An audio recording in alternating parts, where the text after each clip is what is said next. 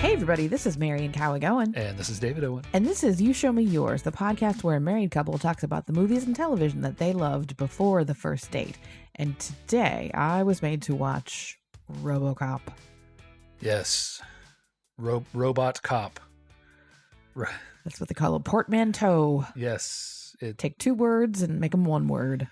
Yes. Robocop, of course, the 1987 Paul Verhoeven directed sci-fi action society meta commentary movie where Buckaroo Banzai becomes a cyborg cop and has almost as colorful a cast of characters surrounding him in this movie. But, Peter Weller as but less emotion. Yep, much less emotion. Peter Weller as RoboCop here in this one. Yeah, man, RoboCop. If you don't know what RoboCop is, man, just watch RoboCop. Yeah, it's about a cop. Stop me if this gets too complicated. Mm-hmm. It's about a cop that they turn into a cyborg robot man cop he's still a cop. I want to know, like, what was the impetus for this idea? Were they like, gee, a lot of cops are getting killed. Wouldn't it be neat if we could repurpose them? Or were they like, so we got to kill a cop and then we can repurpose it? Like, is this chicken egg here? Are you talking about within the real world or the context of the movie? There's a real world application of a Robocop? No, I mean, are you asking, like, how did the writers of this come up with this idea? No, in the movie. Like, when Miguel Ferrer is sitting there with the scientists and he's like, so yeah, you got a dead cop. Like, yeah. Is that a requirement for the thing to happen? Or was it like... Yes. So within the context of the movie... Okay. Dick Jones, yes, who is the second in command to the Old Man, who I don't think has a name outside of the Old Man for the whole series. He is the Old Man is the president, CEO, big cheese of the OCP Corporation, Omni Consumer Products Corporation, which is a great just name for a dumb corporation, and from which you cannot tell what they do at all. I was to say, it's so bland as to mean absolutely nothing, right, which is terrifying because it means anything is right in their wheelhouse. It's like Procter and Gamble, it's just like a name. It just, but it is, but they also do everything. That's the thing about them. They are a omni corporation. They do everything. So within the context of that, Dick Jones, so the OCP, stop me if you've heard this one. Mm-hmm. OCP, the powerful corporation, has contracted with the city government of Detroit, which is in 1987, or I believe 2020 when this movie, I can't remember when this movie is set. 30, I think. 2030, yeah.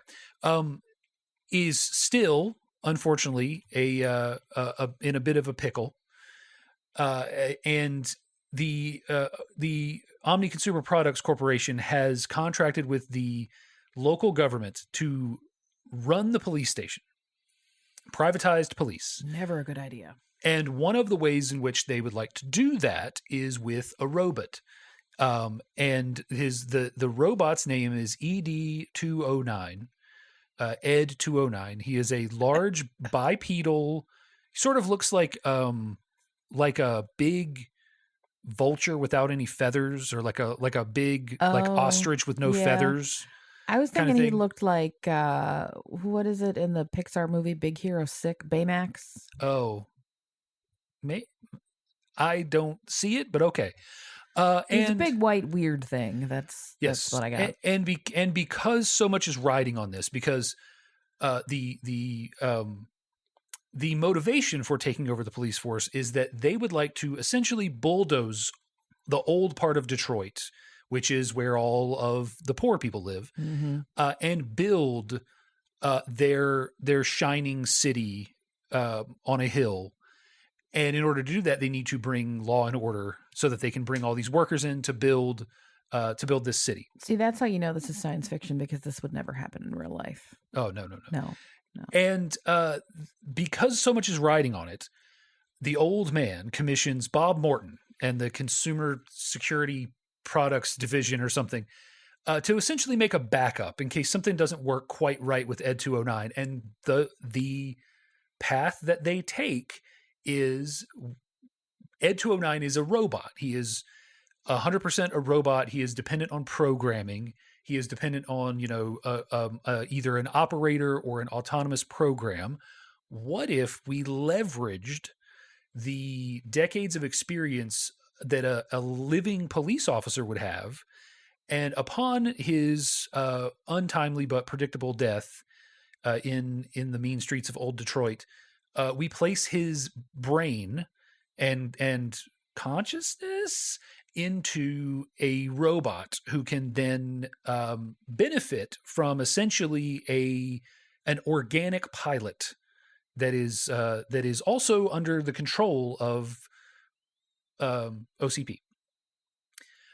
And that's how we find ourselves where we are in the beginning of Robocop. Mm-hmm. All of this stuff has happened unbeknownst to us. There has been corporate shenanigans brewing in the background, rivalries between Bob Morton and Dick Jones. Those are the whitest, blandest names. Like, and yeah, so that gets us kind of going, right? And we go from there. Before we get into that, let me just talk about our director for a minute, as I like to do at the beginning. I don't want to forget and come back to it. This isn't the first time we've seen Paul.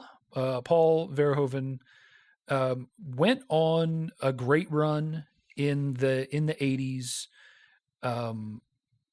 with RoboCop, Total Recall, Basic Instinct, Showgirls, and Starship Troopers.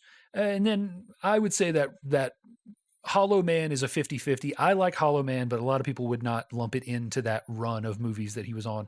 And then in Hollow Man ending in the year 2000. After that, he's really done nothing of note. He's made 4 more movies since 2000, but nothing of note.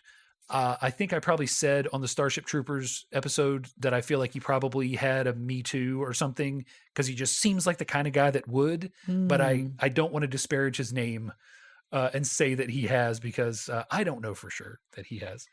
But yes, thank you for phrasing it as he had a Me Too, not he got Me Too'd. I hate it when people do that. I'm like, no, you did that to yourself. Yeah, if he had a Me bro. Too, he did a Me Too. Yeah. So we've seen Paul previously in Total Recall and Starship Troopers. He may be our most prolific director featured on here at this point. Possibly. I got to run the analytics. We've got 3 movies from Paul. We used to keep track. Yeah. But yeah, Paul, just that is an amazing run. Like, people talk about runs, like the Coen brothers run from Blood Simple through Oh Brother and stuff. Like, they talk about these runs that directors went on, early in their career, late in their career, middle of their career. But yeah, this is right up there with just about any director. And this movie just oozes his sort of style. His style being that sort of it's got something to say. So it's challenging you, like a movie like Basic Instinct or Showgirls. It is in your face with a sort of, those movies, his movies are often bait and switch movies. Showgirls it titillates you with its promise of nudity. Basic Instinct, it titillates you with its promise of sex, but there's more there. He's a guy who shoves something in your face that makes you have a sort of a visceral reaction, whether it is the gratuitous amount of squibs when someone gets shot in this movie and just sort of blood just gushes out of every pore as they gyrate. But then beneath that, he almost challenges you to then look one layer deeper and see what his movie actually has to say. It's been a while since I've seen Showgirls, and I have not seen Basic Instinct, so I'm not even commenting on that one. But I do not remember there being any deeper layers to Showgirls. Showgirls is about the exploitation of. It's about the grinder in which young, hopeful girls go into in that Las Vegas showgirl scene. It's about how it eats people up and changes them forever and effectively ruins them. Okay. Like I said, it's been a while since I've seen it. Yes, it is not just Elizabeth Berkley Being terrible. being a bad actress and naked most of the time. Yeah. Okay. Yeah. So anyway, Paul Verhoeven. Yeah.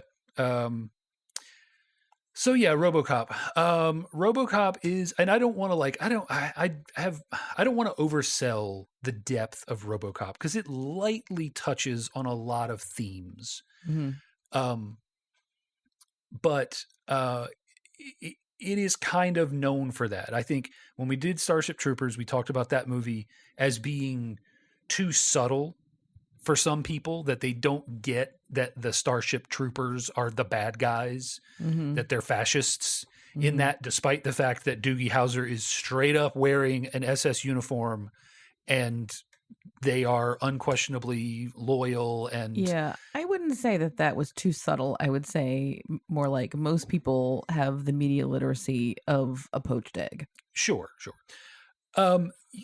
They go a little bit more overt with it here, which is which is fun because you get things like them lampooning silly little stuff like board games, right? Like Ooh, yeah. so the idea that they're spoofing here is the idea of the game Battleship, Yeah. right? Which on its surface is sold by, the Hasbro or Milton Bradley Corporation as this fun little 2-player game where you call out numbers at each other until you sink someone's battleship. But like in practice, that is a recreation of naval warfare from World War II in which real people died. That actually never occurred to me before. I wonder, were there households where there were fathers who were like, listen, I served on a sub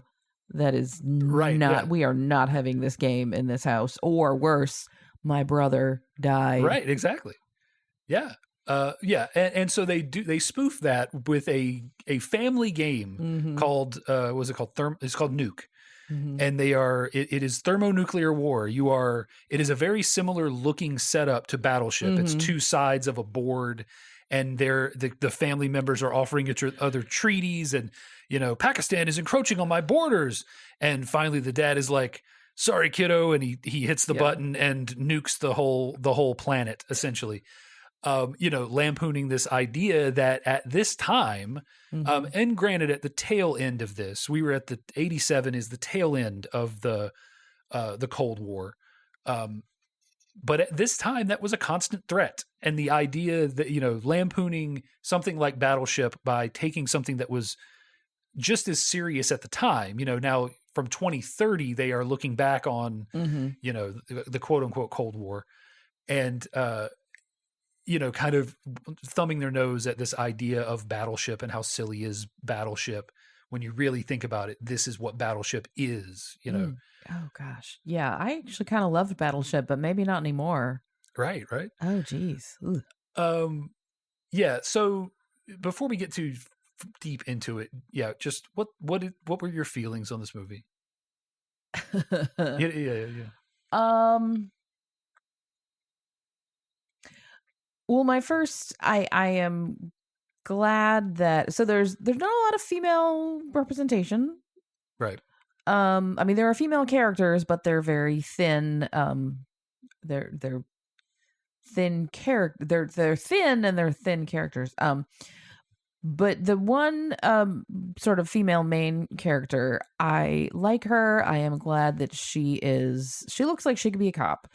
Yeah. She's sort of plain. She's average. They make a point of showing you that she's tough and she can handle herself. Yes, and there's no romance. Yeah, like they make a point that Murphy is married and loves his wife, and but the way that part ends up is very sad. But there's no romance before he dies. There's no romance when he's Robocop, which would be weird. But on this podcast, we have talked about a movie in which a woman has a relationship with a duck from outer space. Yeah. So I'm not putting it past Hollywood to have a woman dating a cyborg. This is around that same time too. Yeah. So yeah, I'm glad for that. Like, I'm always glad to see women treated as more than just a romance or a sex symbol. Yeah, and Anne Lewis is the backbone of what becomes the RoboCop franchise. Mm-hmm. And she is, you know, later on she's um, damsel in distress a couple Mm. times, but for the most part, Lewis is a level-headed force that keeps Murphy RoboCop on track. She keeps she's an honest cop. She is uh, you know, unimpeachable character, all this sort of stuff. She is and she's consistent throughout, I believe, all of the movies and the television show. Mm. I didn't watch a lot of the RoboCop television show. But yeah, Mm-hmm. she's a great character. Like, Yeah. yeah, just and yeah, is not you know, she takes that helmet off. She's got short hair. She's got Marcy Darcy vibes. Yes. Yes, Yeah, she does. but like Like, just yeah. you know, Yeah. and not that doesn't mean Just looks like her. just yeah, has that just sort of scrappy short haircut that in the 80s I think was sort of um It was no nonsense. shorthand for a no nonsense Yeah. woman Yeah. character. The other thing I was thinking, so this had strong vibes from The Crow, or The Crow has strong RoboCop vibes, whichever.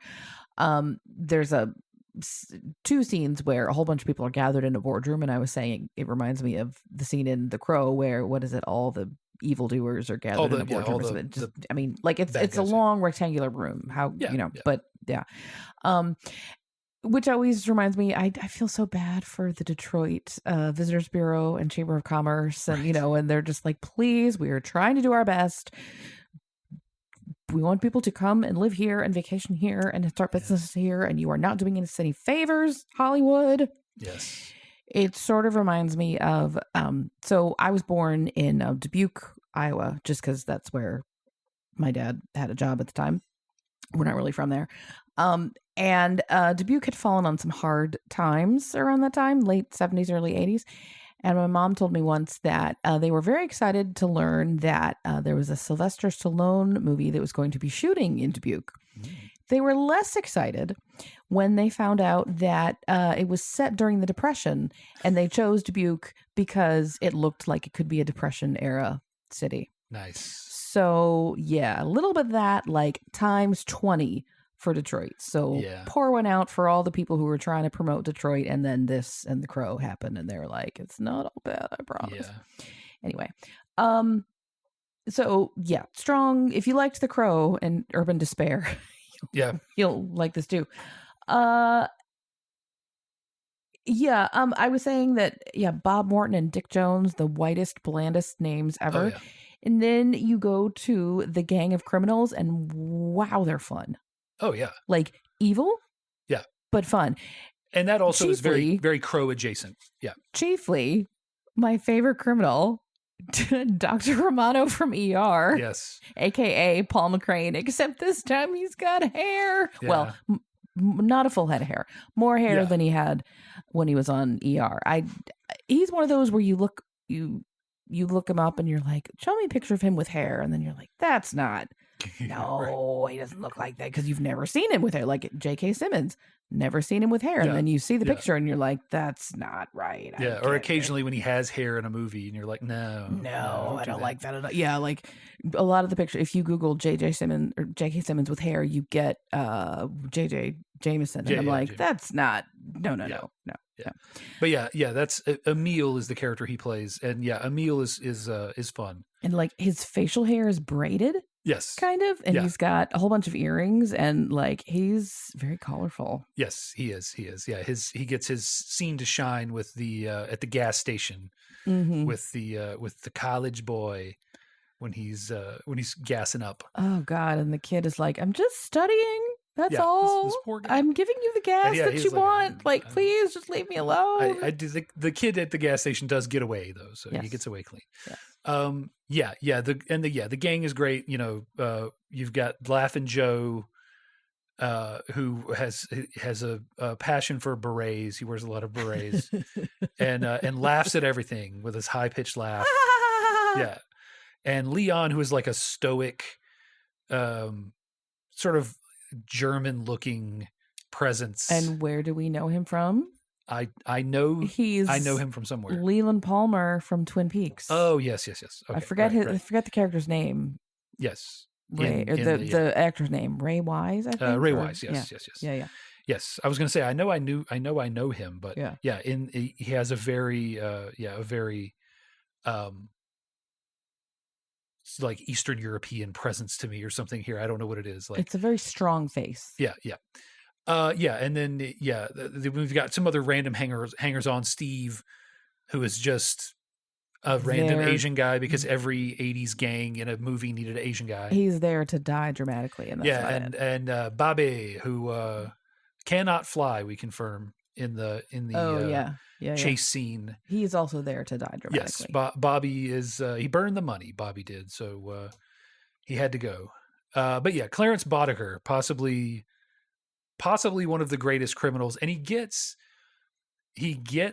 so at first he's played very stoic and very evil, and then about the middle of the movie, after Robocop throws him through like 5 plate glass windows, he opens up a little bit, and he gets a little it's like he's had a couple drinks or something. Yeah, he's just loosened up just a little bit. Yeah, he's just his demeanor sort of changes in his interactions with people. One thing that I liked about him, unrelated to his demeanor, but because I have worn glasses or contacts or whatever since I was 7. Yeah. And so I have been sensitive to stereotypes of people who wear glasses. One time when I was a kid, I wrote to the JCPenney catalog and said, could you please, if you're going to have your models wear glasses, have it be in more than just the back to school clothes section. Like, the only time you saw models wearing glasses was when they were sitting with a book and a chalkboard and just doing math. And I was like, kids with glasses are more than just good at school. Yeah. Which, although in my case, that was not true. That was all I was good at. But so I appreciate when you've got a character who is not the nerd or the scientist or the librarian or the dork or whatever who's wearing glasses. And in this case, a criminal, like, I'll take what I can get. Yeah. I like seeing non-stereotypical glasses wearers. Oh, 100%. And of course, Clarence, played by Kurtwood Smith. Eric's dad from that 70s show. He doesn't call anyone a dumbass. Yeah, he doesn't call anyone a dumbass. Yeah. But you could tell he wants to. Oh, for sure. But yeah, the gang is just, they're great. And yeah, that is another place you get strong Crow vibes. This idea of building a gang that is colorful, and they're going to kind of get their comeuppance sort of one by one ish. And it is sort of a revenge plot too. Oh, 100%. So yeah, the inciting incident for RoboCop is that fresh transfer Alex Murphy is tracking Clarence Boddicker and the gang after a bank robbery, along with his new partner Lewis in their Ford Taurus, and they end up good Detroit brand. Like, yes, keep it local. Yeah, using Fords, but also I love that the cop cars look like what a corporation would buy. They are just like stock Ford Tauruses, like matte spray painted black with the OCP logo on the side. And then Murphy finds them, and Super Cop Murphy tries to take down the whole Boddicker gang and gets shot about 1,000 times. Like, they shoot a limb off. Yeah, they shoot his hand off, then his arm off, and then shoot him all to hell, and then shoot him in the head. Yeah. And then he becomes a RoboCop. Mm-hmm. Here's my question. They shot him in the head. How is there enough brain matter left to put in RoboCop? I realize that's not the kind of question I'm supposed to be asking, but I'm asking it anyway. So I don't think it's a blow the brains out kind of headshot. I mean, it's a bullet going through the skull. It goes through, right, but you only need so much of the brain, I think. And I think it is maybe it's the right side. Mm-hmm. And I'm not sure as like motor function on the left side or something. Like, that could have been a very deliberate choice. But there's like media and stuff that is clear about like his whole brain's not in there. Yeah. It's like, part of a brain. That seems like a bad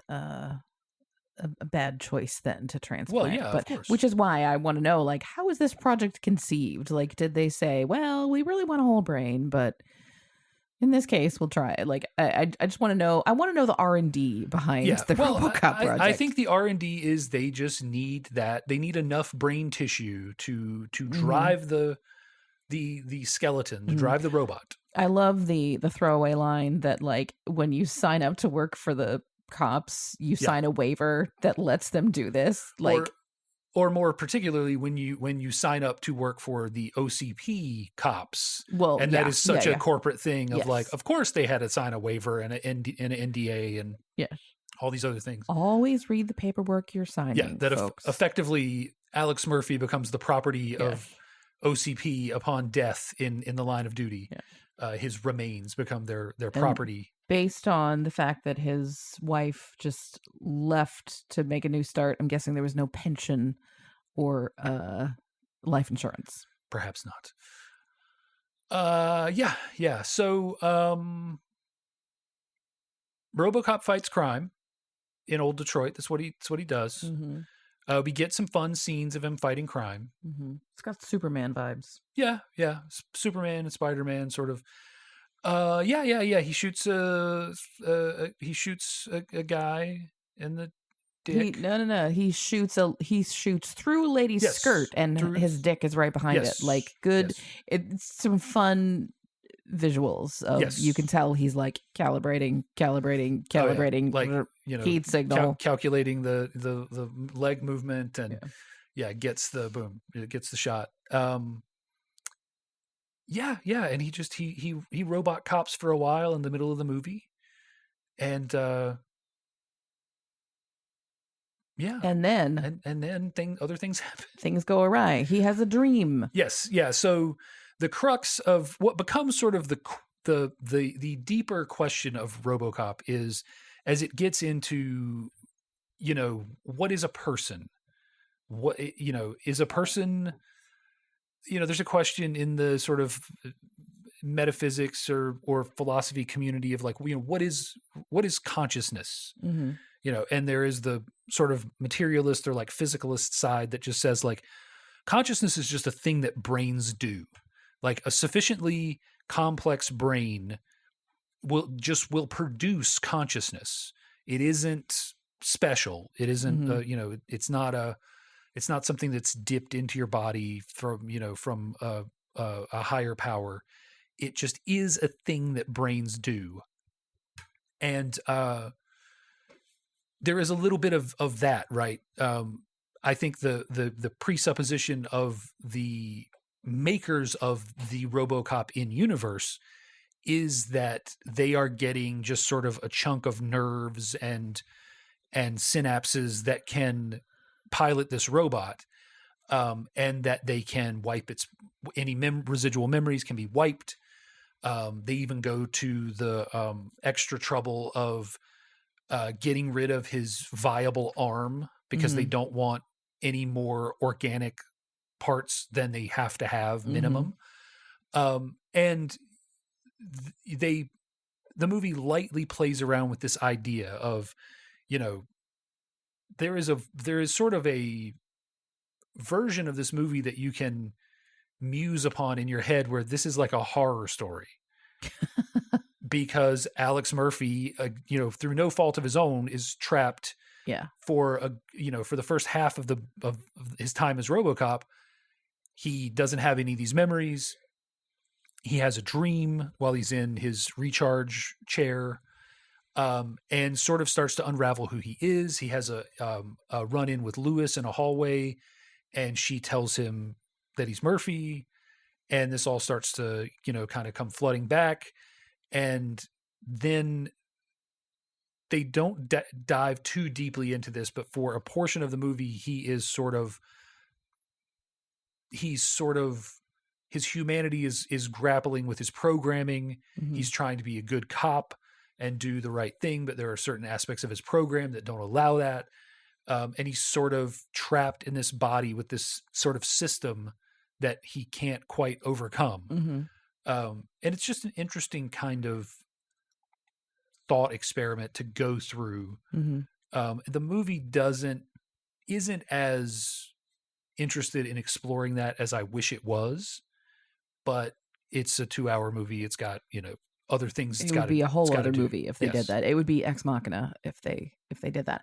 I liked, so even before Lewis, sort of runs after him and says, Murphy, it's me, and he's still doing that thing with he's doing like a 6-shooter thing where he Yeah, she sees him do spins the the gun spin. on it, Yeah. and that's how she figures out that it's him. Yeah. But also, that shows like even in the brain, like there's some stuff that's just, I don't know, is it muscle memory versus a visual memory? It's there, and they couldn't get rid of it, Yeah, which and that was a nice touch. Yeah, his son is a fan of TJ Laser, who is a crime fighter on television in a show that, and when he finishes a bad guy, he spins his gun and puts it in his holster. And Mm-hmm.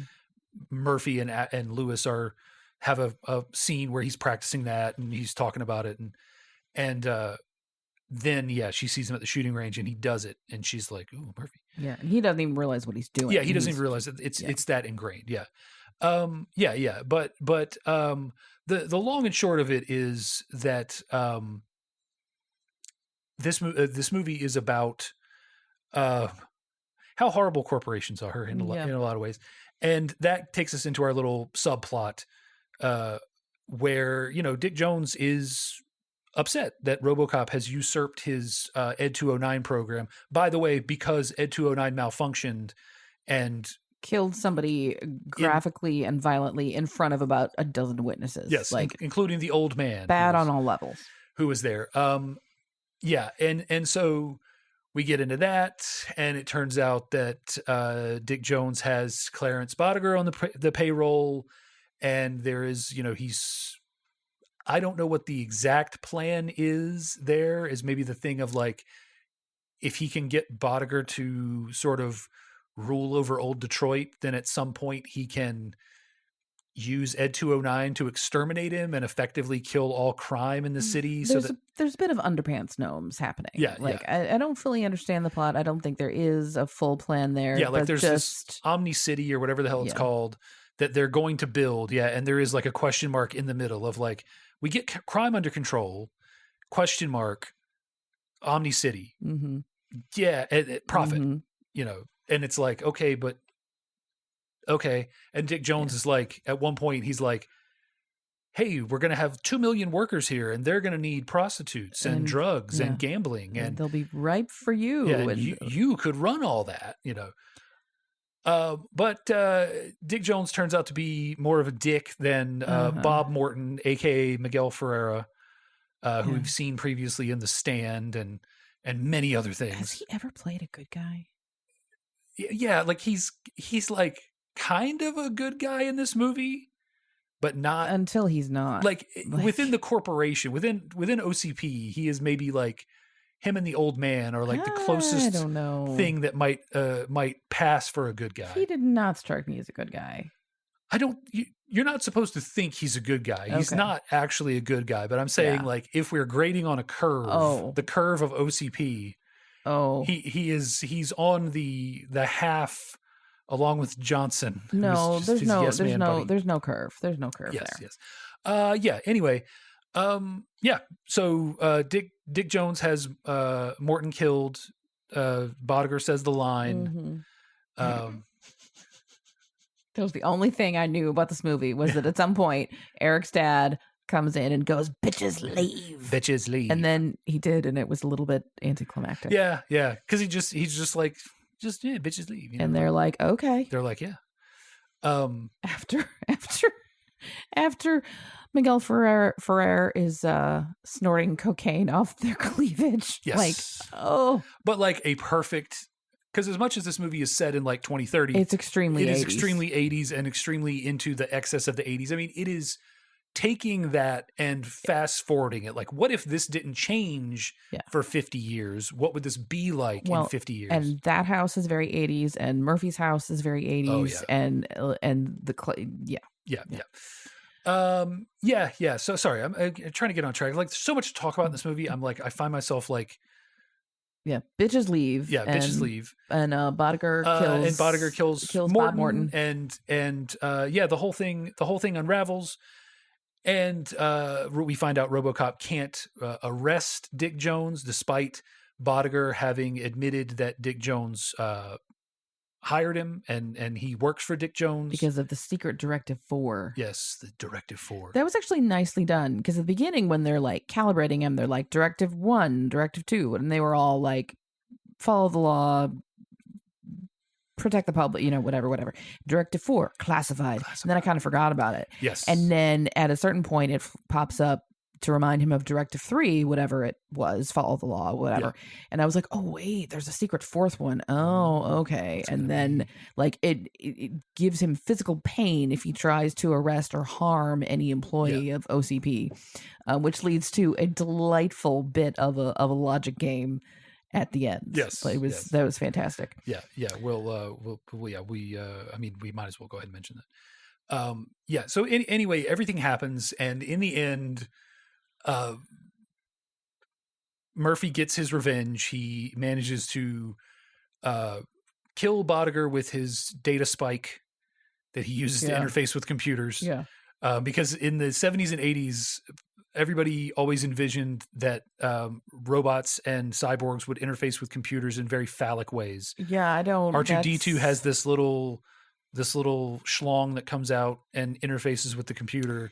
He has a hidden spike that he uses. Never in all of my years using early computers was there anything like that. And I'm not saying there was a lot of computer use before I was 10, but there was some. And there was nothing like that. But okay. But Emil gets his. He runs into a giant barrel of toxic waste and melts. His skin starts to melt off, and then Clarence drives through him in his 6000 SUX, and he just liquefies on the windshield when he drives through. One of my favorite deaths of a henchman ever. I feel like the movie must have enjoyed that too, because that was a lot of prosthetics to put on him for like a 30-second death scene. And might as well mention it now, just in passing here.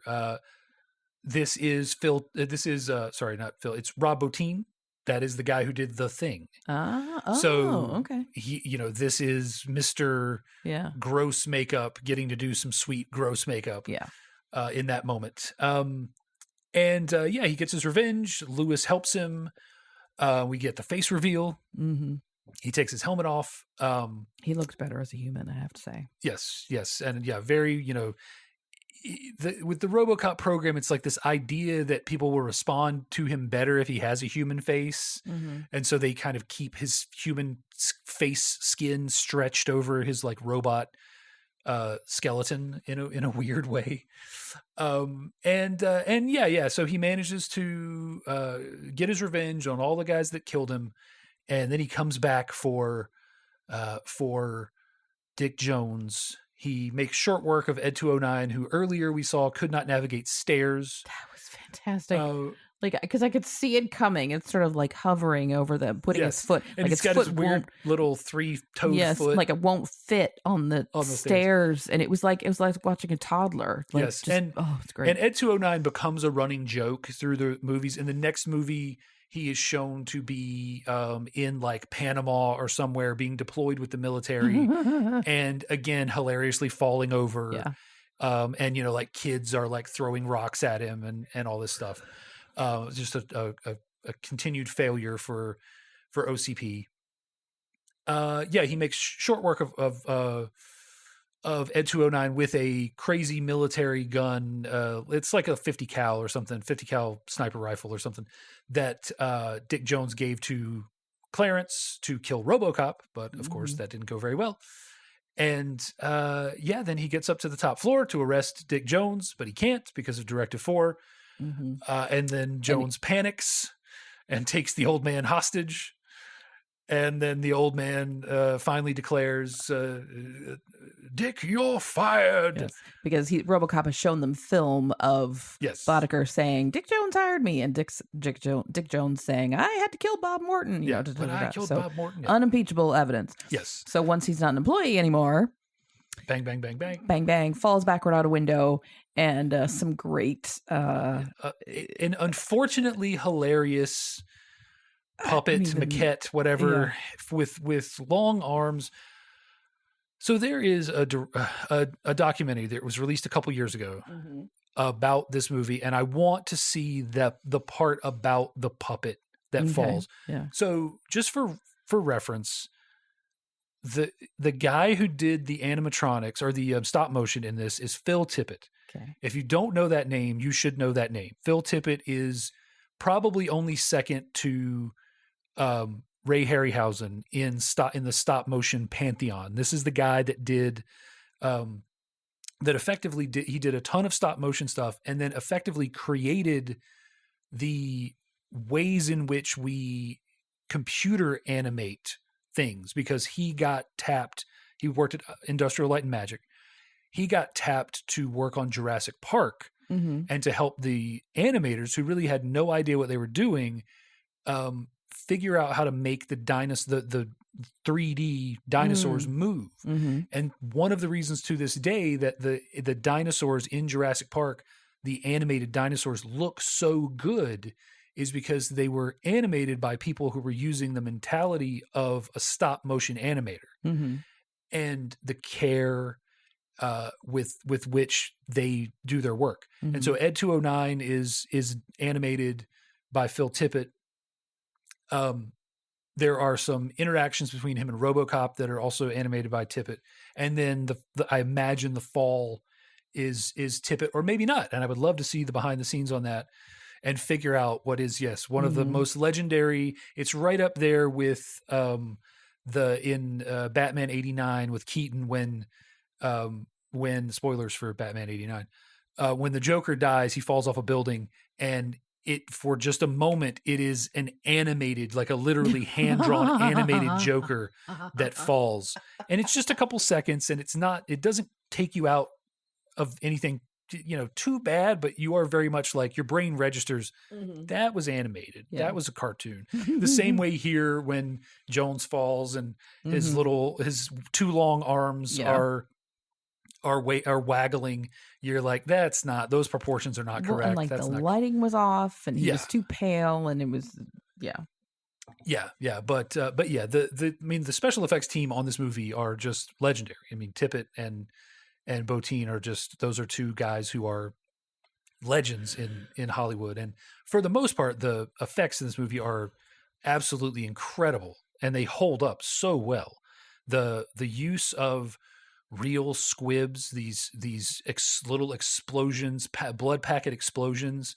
They make um, the gunshots, the bullet hits so visceral. There's Mhm. a point where when Ed 209 executes the executive who he's told to put a gun down, who immediately put it down, and then he's just Mhm. like, "You have 5 seconds to comply." He shoots him and he flies up onto a table and he continues shooting him while he's on the table, and you just see these like, I mean, like, there's nothing left of the body by yeah, the yeah. end. It's And I love that Johnson is like, "Don't touch him."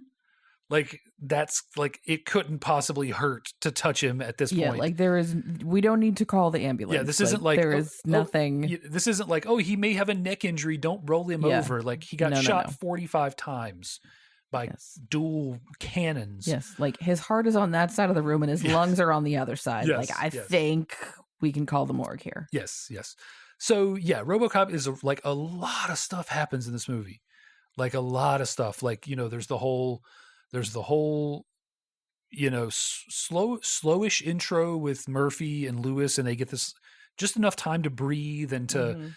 for you to get a really a quick attachment. And I think that's part of that is Peter Weller's, like, he has a sort of a welcoming charm to him. Like you want to like Murphy. Mhm. He's from a better precinct. He's been transferred in to this, kind of obviously we're set up by knowing that there's a cop killer, which is Bodiger and his gang, taking out cops and OCPs, running the department into the ground. And, you want to like him. Like, he's so likable. Mhm. One thing I noticed, so he says he's from Metro South, and I only know this because I have read several critiques of the lyrics of Don't Stop Believing. Yeah. South Detroit is actually Canada. Well, yeah. So Yeah. he's from Canada. That's why he's from a better Yeah. precinct. Yeah. Jeez. That's true. I don't know. I'm just like spitballing here, but Yeah. that's Yeah. Yeah. But yeah, he's so likable, and they get this moment to breathe, and you get Lewis's introduction with her, karate kicking some rowdy suspect, and we meet Sergeant Reed, who is just the no nonsense desk chief. He runs this as my precinct. He runs his precincts with you can tell that he cares, and he will feature throughout the movies. But it just has this, well-paced opening, and then it just starts moving. You get Murphy's dead, and then he's Robocop. And they also, one thing that I really like is that they take their time with the reveal of Robocop. They do several scenes where the screen comes up and you get some moment in time that he's witnessing. Yeah, it's from his point of view, but you don't see the external. Yeah. Exactly. Like you get them debating about keeping the arm. You get them on New Year's Eve. You get them in a few other, little quick. They're putting the targeting system in. They're screwing down the grid and all these things. And it's just in a movie that is moving so fast. Otherwise, like these moments where they're just like, yeah, we're just going to take 10 minutes here, and we're going to slowly lead you into this, and then the reveal at the police station where you just they stop this about halfway through the movie. But initially, when RoboCop is in the area or on screen, you just hear this like mechanical hum, just, and then you hear his footsteps, and you just see his feet at first, and then you see a glance of kind of through the frosted glass, and all the cops see him, and they all go running, and they all end up at this cage where his little computers and his recharging station are. And, kind of you all get that reveal at the same time as the cops. The audience gets it at the same time as the cops. And, it's a great way to bring him in. And the suit is just awesome. It's just, for the time, there was nothing like this. Like, nothing in Star Wars prepared you for this, or Star Trek, or Black Hole, or any of the sci-fi movies that had come before. It just was like something completely original. And the way that Weller moves in the suit is just so perfect for the character. He has this thing where he never, and so in Batman 89, which we mentioned previously, Michael Keaton had a very specific way of moving because his cowl was rubber, and so he couldn't move his head independently. Yeah. So he would have to move his entire shoulders to look left or right. RoboCop is the exact opposite of that. His shoulders stay stationary as his head looks around, and then his shoulders follow his head in this very deliberate way where he's walking, and he looks, while he's still walking straight, he looks off to the side, and then his shoulders follow, and his neck stays. It's almost like up there with like the popping and locking dancers that you'll see that are doing like really weird robotic motions with their bodies. Yeah. And just the way that he did that, and the way that he came up with those movements. And I'm sure there was some movement, coach or somebody was involved in that. Yeah. That's always so neat to see, because like I have zero like body mechanical skills. Yes. Like I walk from one place to another. I don't really know how I got there. I'm lucky that I didn't knock anything down on the way. But so the ability to like isolate movements and have that much control and realize that this combination of movements will give this effect versus this other thing or whatever, like that's fascinating to me. Oh yeah, totally. And something I forgot to mention earlier when we were talking about the directives. Now, we will not, for this podcast, watch the second movie. Okay. But the plot of RoboCop 2 is that they try to make another RoboCop because they figured out Ed 209 is not the way to go, and they need a brain in it. And so they try to make another RoboCop, and it goes poorly. But one of the things that they do early on in that movie is, as OCP is trying to improve their image in the community, and like the cops are on strike, and they're trying to improve their image in the community because RoboCop is like RoboCop, like he is no nonsense. Mm-hmm. You are robbing a store, you are armed, you turn around, you shoot at him. Guess what? He's going to throw you out a plate glass window and maybe shoot you. What does he say? Dead or alive, Yeah, you're coming with dead or me. alive, you're coming with me. And they need to they want to soften his image, and so in a great lampooning of corporate culture, they give him like 500 directives, and they're all like, he's standing there like, now children, remember, you need to, he's giving them like very stern talking tos while they're like spray painting, stuff on his back. And it basically just totally pacifies him and makes him unable to do his job. Mm-hmm. And it's just, it's a great, again, lampooning of this corporate culture of like, oh, and what if he celebrated, diversity, and what if he did this, and what if he did this? Like, he's a cop, like he's got to be a cop, like, There's only so kind that a cop can be, human or not. Unfortunately. Then within the course of the movie, he has to go and like electrocute himself to like scramble his programming so that he can actually act. But yeah, that was a great, when you were talking about the directives, I was like, oh yeah, that's a great moment. Yeah. RoboCop 2 is effectively just the first movie done, not nearly as interestingly, but there are a couple of parts of it that are very fun.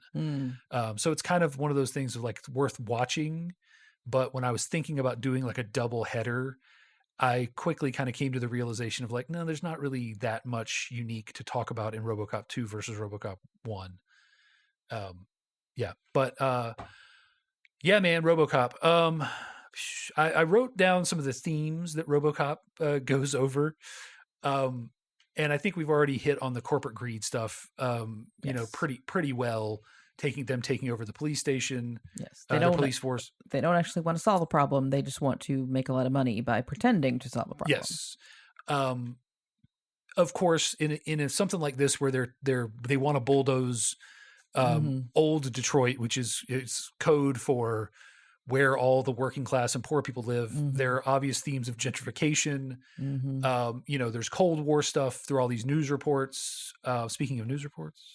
Yes. Like, I think that's the first scene. I was like, oh my God, that's Lisa Gibbons. Yes. And playing a newscaster. I haven't thought about her in forever. The guy is also he's got a presenter. Like, he's like a newscaster. His voice sounded familiar. I couldn't tell you what he's from. But Lisa, like that was a very like spot on reference, as she was on Entertainment Tonight at the time. Yeah, and she looks even more 80s right there. Like something with her bangs. I was like, that is peak 87. Yeah. And we talked about earlier about the commercials and stuff. The best thing in this movie, in my opinion, is the sort of Benny Hill parody that is constantly on the television. It's this guy with scraggly teeth and like a bad mustache, slick back, oily, balding hair, wearing like loud sport coats. And there's always, beautiful women on either arm. And there's some kind of skit. There's one where he's got a cake and it's breasts. And he's always ending up with cake on him or cake on the women. And it's all this tongue in cheek humor. And, it's again more of a commentary on the,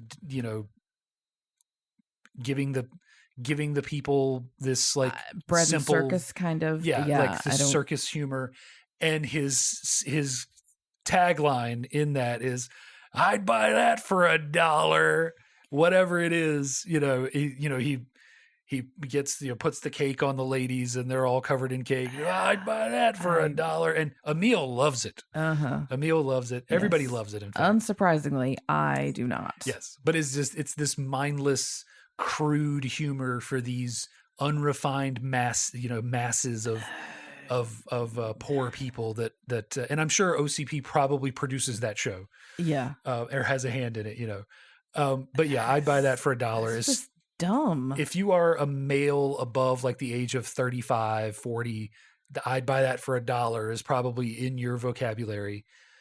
This is another one of those movies that I saw way too soon. You know, like I saw this movie, we reserved Robocop. So we used to go to this video store that was up on top of a hill, and it was called Great Escapes Video. Okay. And they did reserves. They reserved movies. And all I knew was I had seen the ads for Robocop when it was in the theater, and it was a robot cop. And I wanted to see it. And so my mom reserved it. She didn't think twice about reserving me rated R movies. And she reserved it. And one Sunday morning, before she woke up, I watched it at like 8 or 9 years old, like, you know, not too long after it came out. I mean, like it had just come out on VHS. So like whatever the video release date for this was, like I watched it within maybe 2 weeks of that date. Way too young to have watched this movie. It's just another of many movies that I was way too young to watch. But you know, forever ingrained in my mind, I'd buy that for $1 because it's just good. It's just good humor for the crass masses with. I don't even know what it means. Like it's just all stupid. Exactly. I don't know. Like I am feeling defensive. At the notion that I am not down with the common people because I find this stupid. Like, it's just stupid. It is stupid. But it is very Benny Hill. Like, you know, Benny Hill, I don't know if you've ever watched Benny Hill. It kind of looked like a telenovela, too. It was had like those super vibes, bright sure. colors. Yeah. Yeah, like clearly shot, you know, on a sound or stage. Not telenovela. No, was it? Oh, Sábado. Yeah. Sábado Gigante. Yes, I took Spanish. I can pronounce this. You can do it. Yeah. Yeah. I mean, RoboCop. I do have to shout out, as I often do, the music in RoboCop. It's Basil Polidorus or something. I can't pronounce his name. I'm sorry, Basil. But this movie has some of the hardest music. Like it goes hard. And I remember this music for, you know, forever. Like to this day, I remember this music. But that's just like movies back then. They just had that. They had this just great they had this tendency to have these great themes or motifs musically in them. And they stick in your head. And this is definitely one of those. Let me bring it in subtly here. But just even this part, like we're building to something. You feel it. There it is.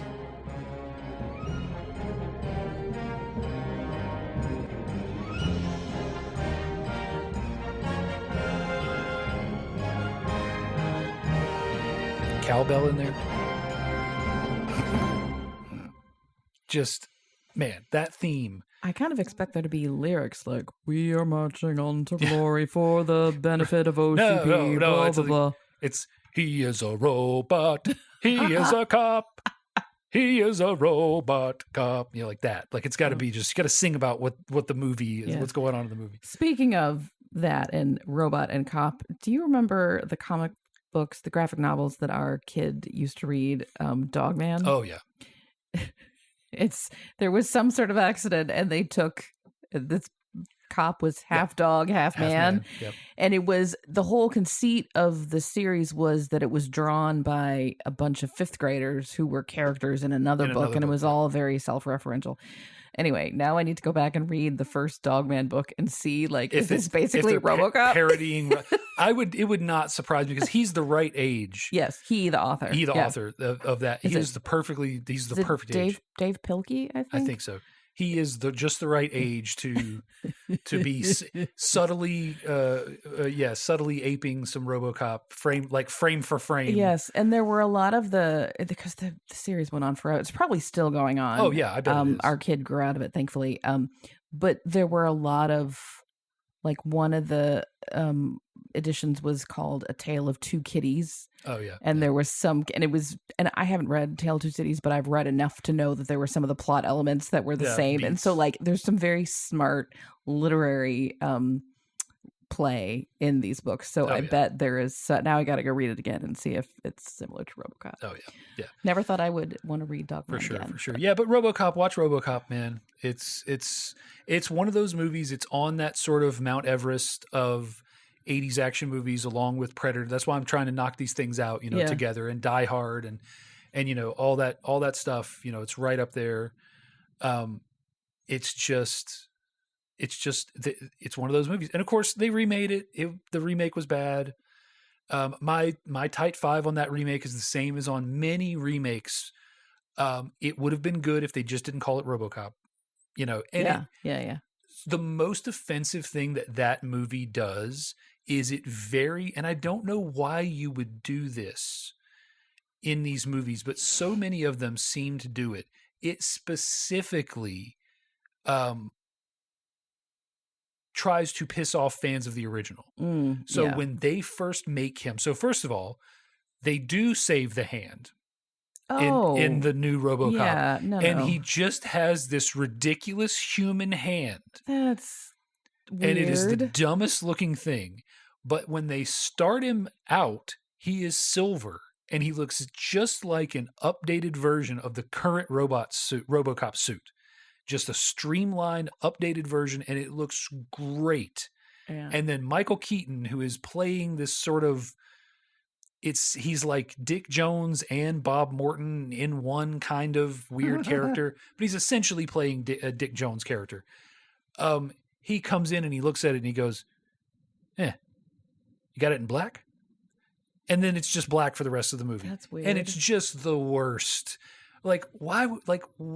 Why give us this perfect modern rendition of RoboCop, despite the stupid hand that you keep on him? Again, after the point in the original movie is they don't want a bunch of organic stuff, keeping the stupid human hand, and then that's weird. having this perfect silver version and making it black, just seemingly almost to piss off and to push away fans of the original. I don't get that motivation.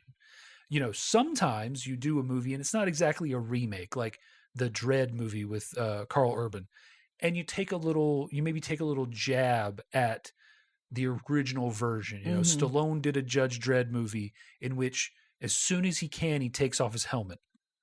And the whole thing with Judge Dredd is he never takes off his helmet. And they make a little reference to that, you know, in the modern Judge Dredd. It's not a remake. It's just another story of Judge Dredd in a film, and they make a little reference to that, and it's nice, and it's like a little nod of like, hey, you know, yeah, like this Judge Dredd isn't going to take his helmet off. We get it, like good, and that's something for the fans. Yeah, you know, it's kind of correcting a wrong that was done by the first movie. But yeah, the perfect silver RoboCop, and they make him black just so it'll look cool. But yeah, that's, of course, yes. My tight five on that, just like on so many movies that are remakes, that Fright Night remake, loved it. but it was not. But because it was Fright Night, it came with certain baggage, and you just can't separate. Like David Tennant in that movie is great, but you know, you can't outdo McDowell. You know, RoboCop. Yep. Yeah, I think that's about it. I will say RoboCop, just like many other 80s movies, including Rambo, for some reason got a kids cartoon series that ran for a season or two. That seems Yep. Why? Weirdest thing, I don't know. There's a Rambo. So Rambo, the first Rambo, is a movie about a traumatized Vietnam veteran. The second movie is about a badass Vietnam veteran. Yeah, who's going into the jungles of Vietnam for revenge. Hey kids, you want to know why your dad is so angry all the time? Right, and that becomes a cartoon. And same Toxic Avenger, which is not an inappropriate movie for children, though it was a horror comedy, but it's a trauma film, so it's very raunchy. became a cartoon. This became a cartoon. Like the stuff that became cartoons. So many reasons why our generation is messed up. I mean, So many. every generation has reasons why they're messed up, but these are a lot for ours. Yes. So Yeah. you gotta stop me. I'm just gonna keep thinking of things to say Okay. about RoboCop. Well, folks, we would love to know what you think about RoboCop. Who was your favorite of the criminals, and why is it Paul McCrane with his braided ginger facial hair? Let us know. You can reach us. You can reach out to us in a couple different ways. You can send us an email. It's YSMY podcast. That's YSMY for you. Show me yours at gmail.com. We are also on Facebook. Same handle. You can DM us, or you can look at our feed to have links to all of our latest episodes. We have new episodes every single week starting in 2026. The first Wednesday of the month, we do our usual YSMY thing and show each other movies and television from before our first date. Next month, I will be hosting, and I'm going to show Dave a very special episode of Little House on the Prairie. We watched the pilot a while back, but I have been thinking about the episode where Ma goes through menopause. Wow. It's relevant to my life right now, except this episode gave me the exact wrong idea about how it works. So we're going to go back and rewatch it. And then that's only an hour, so I may find another special episode to watch in there too. So, but Ma and menopause, we're going to, on the prairie. It's going to be fun. All the other Wednesdays of the month, we are rewatching the Canadian teen fave Degrassi Junior High. So movies the first Wednesday of the month, Canadian teens all the rest of the month. Yeah. I handled this better last time. I don't know. Anyway, It happens. Anyway, tune in next time. We will see you then. Thanks for listening. Bye. Bye.